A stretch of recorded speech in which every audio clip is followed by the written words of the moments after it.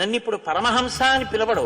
మీరు చూస్తూ ఉండండి, నేను గంగ ఒడ్డున దిగాక హలో ఠాకూర్ అంటే నన్ను ఎందుకో తెలుసా, అతనికి ఈ మధ్య డబ్బు కలిసి వచ్చింది అన్నాడు. ఆయన పడవ దిగారు, హలో ఠాకూర్ అన్నాడు ఆయన.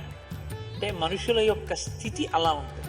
ఏదైనా కలిసి వస్తే ఏ మహాపురుషుడి యొక్క అనుగ్రహమో మరిచిపోయి తల ఇలా పైకి లేస్తుంది. అందులో పిల్లలకి ఏం తెలుసండి, యుక్తాయుక్త విచక్షణ.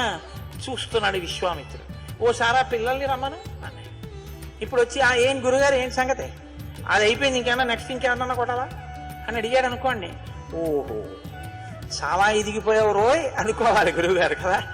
వాళ్ళన్నారు ఇద్దరు వచ్చి చేతులు కట్టుకుని నిలబడి, ఇమౌ స్మము నిషార్దూల కింకరౌ సముపస్థితౌ ఆజ్ఞాపయ యథేష్టం వై శాసనం కరవామకి. గురువుగారు, ఇమౌస్మము నిషార్దూల, మునులలో మహోత్తమైన వాడా, కింకరౌ సముపస్థితౌ, మీ దగ్గర నిలబడిన వాళ్ళు ఎవరో తెలుసా, మీ కింకరులు నిలబడ్డారని గుర్తించండి.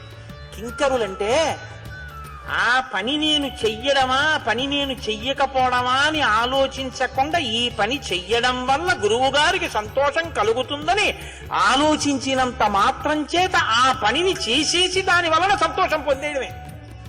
శంకర భగవత్పాదుల వారికి భంగధర వ్యాధి వచ్చింది. ఆయన ఇలా కూర్చుంటే ఒక పావుగంట ఆయన యొక్క పృష్ఠభాగంలోంచి కారిపోయిన నెత్తుటి చేత ఆయన కట్టుకున్న కాషాయ వస్త్రం ముద్దయిపోయేది రక్తంతో.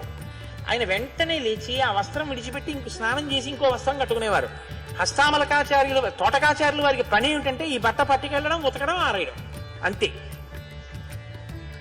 ఇప్పుడు గురువుగారి నెత్తుటి బట్టలు రోజు పట్టుకెళ్ళి నేను జాడించడం ఏమిటి, నేను ఆరేయడం ఏమిటి, ఎంత శుశ్రూషకైనా అర్థం బద్దం ఉంటుంది ఏమిటి, నేను పట్టుకెళ్ళి ఆ బట్టలన్నీ ఆరేయడం ఏమిటి అని అనుకున్నారనుకోండి, శంకరాచార్యులు వారు అనుగ్రహించవలసిన పని లేదు. తోటకాచార్యులు వారు సహజంగా తెలివైన వారేం కాదు. పద్మపాదాచార్యులు వారు బాగా తెలివైన ఆయన ఒకసారి పాఠం చెప్పేటప్పుడు శంకరాచార్యులు వారు తోటకాచార్యులు వారు రాలేదని ఆగారు. తోటకాష్టకంతో శంకర భగవత్పాదుల ముందు భూమిని ముట్టుకుని నమస్కారం చేసి అష్టకం చేస్తూ ఉంటాం. కాబట్టి గురువు వినయానికి లొంగిపోతాడు. కాబట్టి ఎలా మాట్లాడుతున్నాడో చూడండి రాముడు. ఇమౌస్మము నిషార్దూల కింకరౌ సముపస్థితౌ ఆజ్ఞాపయ యథేచ్ఛం వై శాసనం కరవామకిం. ఈ పని చెప్పడమా, ఈ పని చెప్పకపోవడమా అన్న ఆలోచన ఎప్పుడూ రానివ్వద్దు మీ కింకరులు. యథేచ్ఛం వై, మీ ఇష్టం వచ్చినట్టు ఆజ్ఞాపించండి. శాసనం కరవామకిం.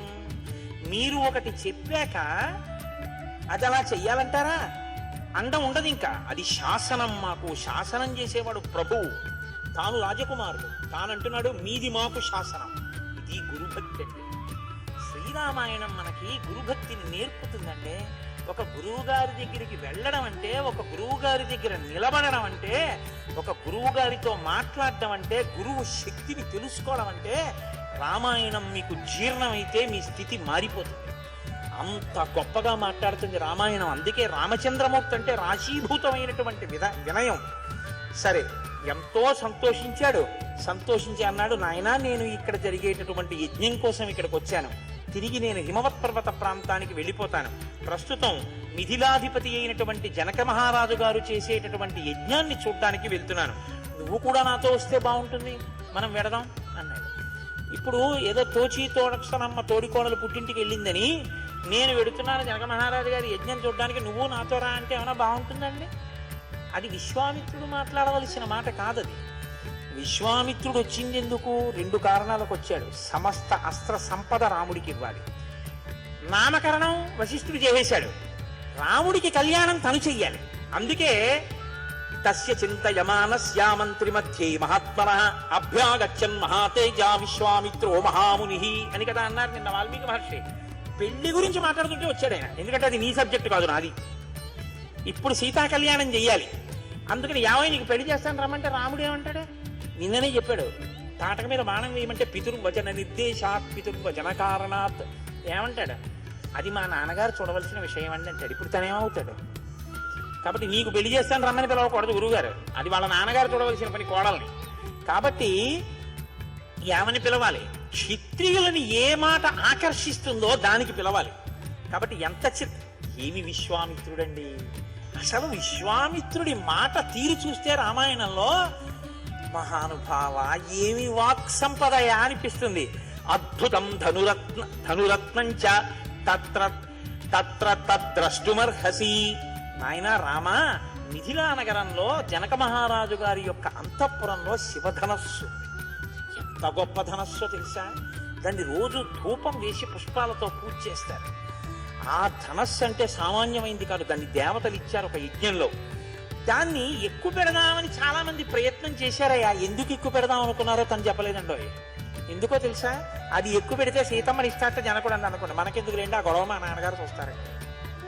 అందుకని అది చెప్పలేదు విశ్వామిత్రుడు. ధనస్సు ఎక్కువ పెట్టడం చెప్పాడంతే. చెప్పకపోతే తప్ప. మరి సీతమ్మ గురించి చెప్పకపోవడం తప్పు కదండి. అంటే ఆయనకి అప్పుడు ఆయన ఏమంటాడంటే, బ్రహ్మచారికి నాకెందుకు ఆ విషయం, వాళ్ళ నాన్నగారు చూసుకోవాల్సిన విషయం, నేను ధనస్సు గురించే చెప్పానయా అంటాడు. విశ్వామిత్రుడికి మనం చెప్పలేము, ఆయన ధర్మాత్ముడు. కాబట్టి ఎంత గమ్మత్తుగా అన్నాడంటే, నాస్య దేవా నగంధర్వా నాసురా నచరాక్షసాః కర్తుమారోపణం శక్త నకథంచ నమానుషాః. ఎంత గమ్మత్తుగా మాట్లాడాడో చూడండి. ఆ ధనస్సు ఎక్కువ పెడదామని చాలా మంది చూశారు రామా. దాన్ని దేవతలు చూశారు, గంధర్వులు చూశారు, అసురులు చూశారు, రాక్షసులు చూశారు. ఎవరూ ఎక్కువ పెట్టలేకపోయారు. నకథంచ నమానుషాః, ఇంకా మనుషులేమి ఎక్కువ పెడతారులే అన్నాడు. అంటే రాముడు పౌరుషవంతుడు. క్షత్రియుడు పౌరుషహీనుడైతే అలా పనికొస్తుందండి. అది ఉత్తమ గుణం. ఉపసభాంతరాలమున పుష్కళమక్షతురుత్తమాది బాహాపటు శక్తియున్ యశమునందనురక్తియు ప్రకృతి సిద్ధగుణంబులు సజ్జనాళికి అంటాడు భర్తృహరి. పుట్టప్పుడు మౌనంగా ఉండడం ఏమిటండి, ఈయన మాట్లాడడం వచ్చా అన్నట్టు ఉంటాడు. సభలోకి వెళ్ళి మాట్లాడా పుష్కళమక్షతురుత్తము. అంతేగాని సభలోకి వెళ్ళి తలబడకూడదు, కిందకొచ్చి పుష్కలంగా మాట్లాడకూడదు. కాబట్టి ఎక్కడేది ఉండాలో అది ఉండాలి, ఆ సంపద ఉండాలి. కాబట్టి రాముడికి ఈ మాట అన్న తర్వాత ఏంటి, మనుషులు ఎక్కువ పెట్టలేకపోవడం ఏంటి, గురువుగారు అలా అనకండి నేను ఎక్కువ పెడతాననకూడదు. అలా అని గురువు గారి దగ్గర అధిక్షేపిస్తే ఎక్కువ పెడతావా అని, ఆ సమయమునకు నీకు ఆ బలము జ్యోతక మగుకుండుగాక అన్నాడు అనుకోని ఏమైపోతాడు. గురువు గారి దగ్గర అనక్కర్లేదు, అక్కడికి వెళ్ళాక గురువు గారిని ఆశీర్వచనం అడుగు, తథాస్తు అంటే ఎక్కువ పెట్టేస్తావు అంతే. కాబట్టి రాముడు ఊరుకున్నాడు. రాముడు గురువు గారు అలా అన్నారని ఎదిరించకూడదు. కానీ గురువు గారు ఇలా అంటున్నారేంటి, మనుషులు ఎవరూ ఎక్కువ పెట్టలేరంటున్నారేంటి, మనం చూడాలి అన్న ఉత్సాహం ఆ పిల్లాడికి రావాలి. అందుకని ఇలా అన్నాడు. అంటే ఇప్పుడు రాముడు అన్నాడు, గురువు గారు వెడదమ్మాడన్నాడు. ఇది కళ్యాణానికి తీసుకెళ్ళడానికి విశ్వామిత్ర మహర్షి వేసుకున్న ప్రణాళిక. ఇప్పుడు కలిసి బయలుదేరారు. బయలుదేరితేట విశ్వామిత్రుడు సిద్ధాశ్రమంలోంచి బయలుదేరితే మునులందరూ వెంట వచ్చి వీడ్కోలు పలికారు. బాగుంది. మృగపక్షి గణాశ్చైవా సిద్ధాశ్రమ నివాసినః అనుజగ్ముర్మహాత్మానం విశ్వామిత్రం మహామునిం నివర్తయామాస తతః పక్షి సంఘాన్ మృగానపి. పక్షులు మృగాలు కూడా ఆయనతో పాటే వచ్చేస్తున్నాయి. నేను ఇది మీతో మనవి చేసింది. మహాపురుషుల యందు జంతువులు, ప్రకృతి అన్నీ అనుబంధం పెంచుకుంటాయి.